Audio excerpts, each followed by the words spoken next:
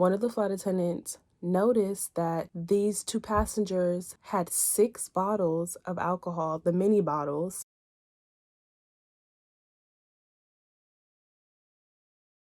Previously on, and you are probably wondering, why does it look like you're still at home? Surprisingly, I'm the most senior on this trip. He's like, what? It is hours later.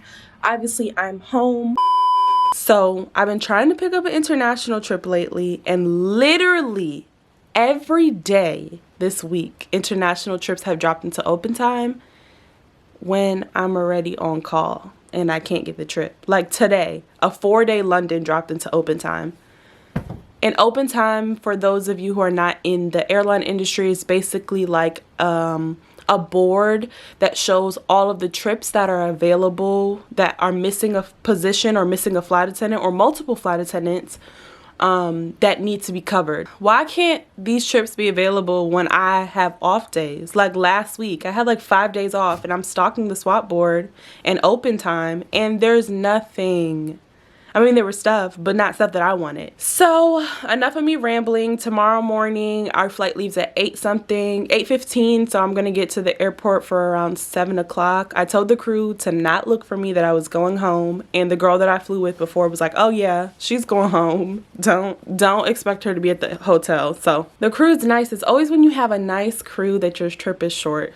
I don't know why it works out like that, but it is what it is. It is what it is. So I will talk to you guys again probably in the morning on the way to the airport. Hey crew, so I told you I would speak to you tomorrow before heading to the airport, but I forgot to tell you guys about something that happened on our flight. So the flight from Atlanta to Baltimore, you know, everything was going smooth.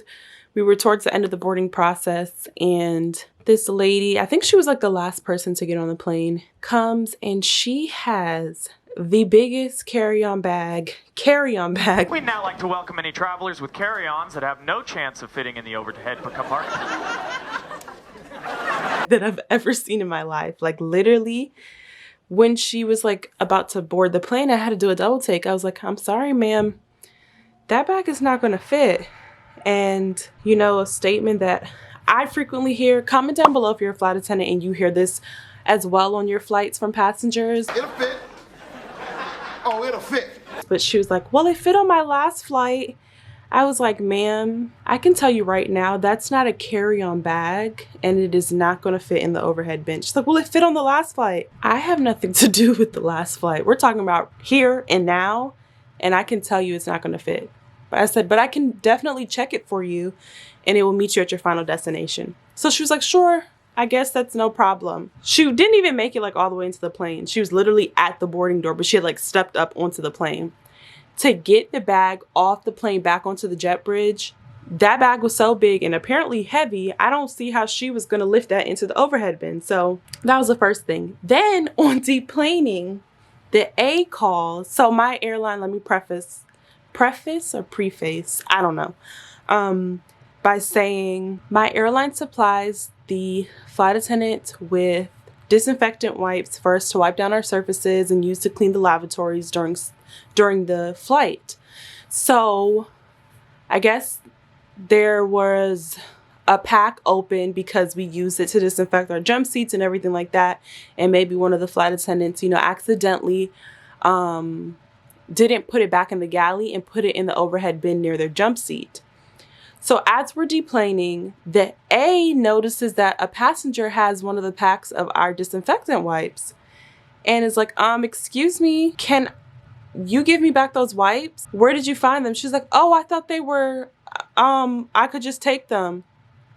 So she literally went into the overhead bin that had the supplies in it and helped herself to the disinfectant wipes. All right, you guys, like that's for real the end of my stories for today. Tomorrow I will see you guys. We're going to put out positive vibes that it'll be a nice, smooth, uneventful day to Florida. And yeah, so have a good night. See you tomorrow. Good morning, crew. So I didn't get a chance to speak to you guys before leaving the house because I was running late. I don't know what it is about laying over at home. I can never get out on time, but I thought I was running late. I get here and there's no gate agent, and I sit at the gate for about 10 minutes and I'm like, oh, the cruise surely is on the plane waiting for me. I'm the only one here. So I guess me thinking I was late, I'm not really late. So I have disinfected my work area, and now I guess I'm just gonna sit down and wait for the crew to show up. Like I said yesterday, we have 3 legs. This is our first leg, and I didn't notice that we have like a 3-hour sit in between our after our second leg going to our last leg, and we have like an hour and a half in Atlanta when we land. So I'll keep you guys updated. Hey crew, so I have made it to Atlanta. We have about 2 hours on the ground here before we go to Fort Lauderdale, where we have a 3-hour sit. So I will see you guys again probably when we get to Fort Lauderdale, and I'll warm up my food and everything, and then I'll tell you how the flights were. Hey guys, so we are on the plane for our last leg back to base. I didn't talk to you guys through my 3-hour sit because I was sitting with my crew and we were enjoying conversations. So once we get to New York, I will try and sit down and tell you how the flights were today, because I definitely have stories for you guys. Nothing too major, just silly things that happen. But I will see you guys for sure when I get to New York. Okay, you guys, so I've made it to LaGuardia and I'm exhausted. I don't know how a simple 2-day trip has taken me out so hard. But I promised that I would tell you guys how the flights were. So we had 3 legs today, like I said yesterday. BWI to Atlanta, a 2-hour sit. Atlanta to Fort Lauderdale, a 3-hour sit, and then Fort Lauderdale to LaGuardia. So BWI to Atlanta was 100% full up to our cap, and people were trying to change their seats. They wanted us to move people around. It was just craziness from the beginning. And then Atlanta to Fort Lauderdale, it was to a whole nother level. Plane was full again, and people got on the plane, and this couple wanted to sit together, but hold on, I'll speak to you guys again once I get to where I need to go, because my Uber is here. Okay, you guys, as promised, I told you I would come back and finish my story. I don't even know where I left off, honestly, but I think I was talking about the second leg of the trip today, and people were like boarding the plane saying like they wanted to change their seat, and the flight was supposed to be 100% full. So I told them, I can't make any seat changes until we know everyone is on board, and then we can go from there, basically. So we finished the flight. After that, it was pretty much smooth, other than people asking for a lot of things like left and right, but that comes with a job. We're deplaning, and this lady is like, she's not rude or anything like that. She's like, I'm not flying you guys again because you guys tell people they need to wear their mask too much, and it's not a law that you have to wear a mask. I was like, yes, it is, ma'am. The FAA has made. She's like, no, it doesn't become a law until it's federal. I was like, the FAA made it a law. She's like, no, that's not federal. It's like, okay, clearly you don't know what the FAA is, but that's beside the fact. So she's like, yeah, you tell people to wear their masks too much. I've flown other airlines who don't tell you at all, and I'm not flying you guys again. She's like, I even stopped going to my church because they keep telling me to put on my mask. I was like, okay, have a nice day. Like, in that situation, I don't even know if there's a point of me responding, because you're adamant on your views, and I don't think you're receptive or open to hearing anything else. And it's becoming more and more frequent that you're having interactions with passengers like that, and it becomes frustrating because I don't enjoy being the mask police. I'm doing it because it's a part of my job right now and the world right now. I'm not doing it because I enjoy policing grown adults to wear their mask, but that's what we're dealing with. So then the last flight home, Fort Lauderdale to LaGuardia, I don't know where they find these people, honestly. Like, I'm like, who raised you? Why do you feel the need to speak to people like if they're a piece of nothingness? Like, it's not necessary. You would get more being nice than being rude. So, you know, people are boarding the plane towards the back of the aircraft.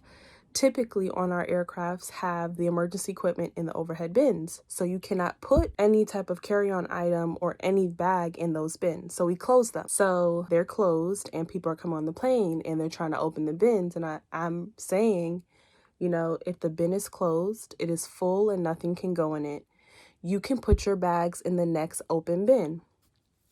They're like, oh, okay.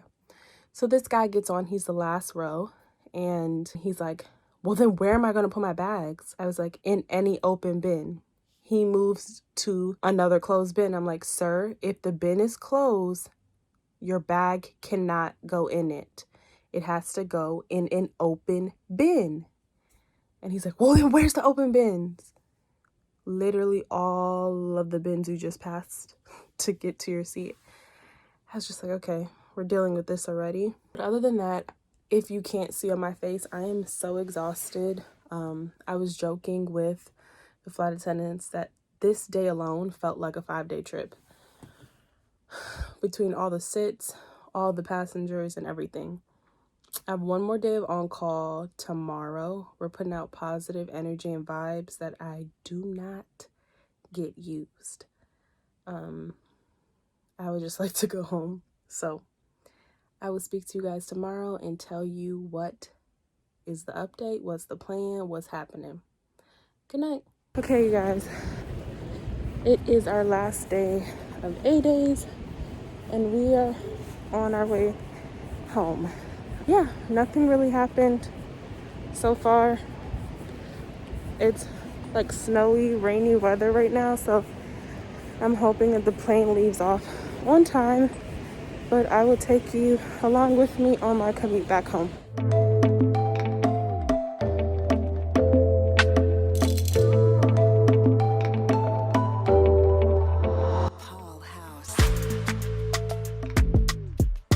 Okay, crew, so I've made it back home safely. That is the end of our 8-day block. Obviously, I didn't get used today, which I'm pretty happy about.